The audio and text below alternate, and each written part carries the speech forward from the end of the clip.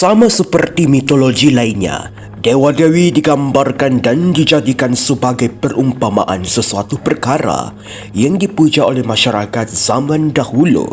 Misalnya, Dewa Poseidon dalam mitologi Yunani digambarkan sebagai sosok lelaki perkasa yang disembah sebagai dewa laut. Tidak ketinggalan, sang dewi pertanian dan kesuburan dalam mitologi Yunani, yaitu Dewi Demeter. Dewi Demeter merupakan anak daripada Kronos dan Rhea dan juga merupakan salah satu daripada anak yang ditelan oleh Kronos. Dan setelah dimuntahkan semula, Demeter menjadi dewi utama di Olympus yang membawa simbol pertanian dan kesuburan. Dewi Demeter berbeza dengan sosok dewa-dewi lainnya yang saling mengejar untuk mendapatkan kekuasaan. Tetapi Demeter mempunyai sikap yang berbeza. Dia gemar dan suka mengajar manusia untuk bercocok tanam dan mengajar keadaan bertani, sehingga manusia merubah 360 darjah rutin harian mereka dari memburu kepada bercocok tanam. Dewi Demeter digambarkan sebagai sosok wanita yang cantik. Di rambut Dewi Demeter terdapat jalinan dari biji-biji padi yang menunjukkan identitinya sebagai sang dewi pertanian dan kesuburan. Demeter mempunyai seorang anak perempuan yang bernama Persephone, yang kemudian menjadi istri kepada Hades, sehingga terciptanya musim-musim di bumi.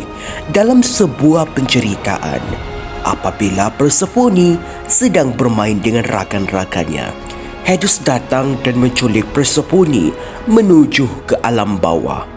Hades jatuh cinta dengan kejelitaan Persephone yang sangat luar biasa indahnya, sehinggakan Hades ingin memperistrikan Persephone sebagai istrinya di alam bawah. Siapa sangka perbuatan Hades telah mengganggu keseimbangan alam dunia manusia, kerana sebaik sahaja Demeter mendapat perkabaran kehilangan anaknya iaitu Persephone, dia terus mengelilingi dunia mencari anak kesayangannya yang hilang entah ke mana.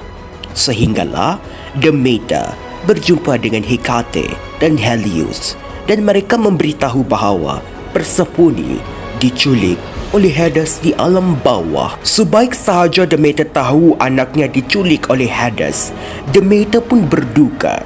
Kesannya, seluruh tanaman di dunia menjadi layu dan tidak tumbuh, dan seluruh dunia ketika itu berada dalam krisis kelaparan yang sangat teruk.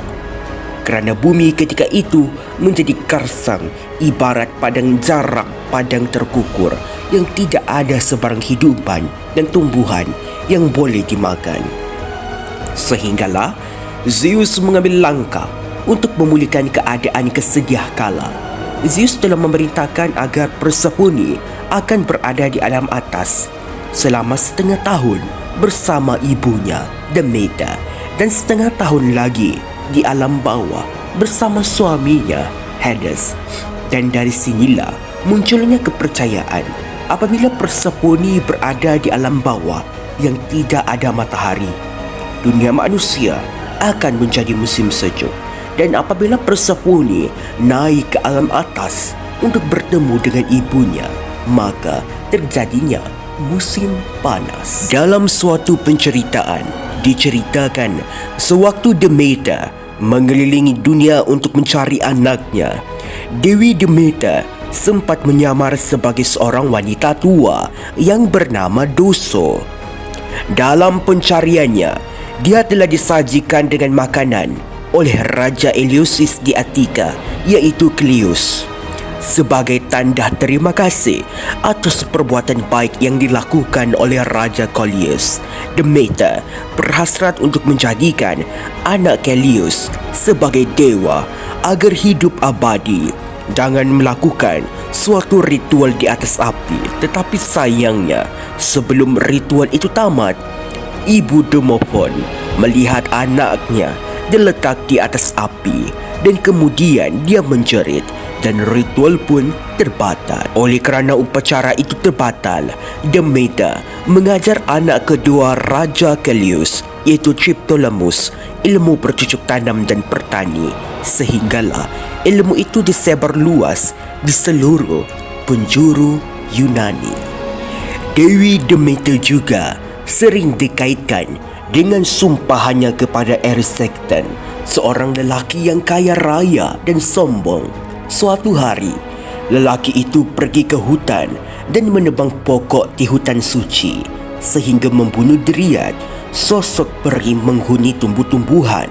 Akibat daripada perkara itu, Demeter telah menyumpah Erysichthon dengan rasa lapar yang tidak terpuaskan, sehinggalah dia mati kerana rasa laparnya sendiri yang menyebabkan dia memakan dirinya sendiri. Begitulah kisah ringkas Dewi Demeter dalam mitologi Yunani yang digambarkan sebagai dewi pertanian dan kesuburan.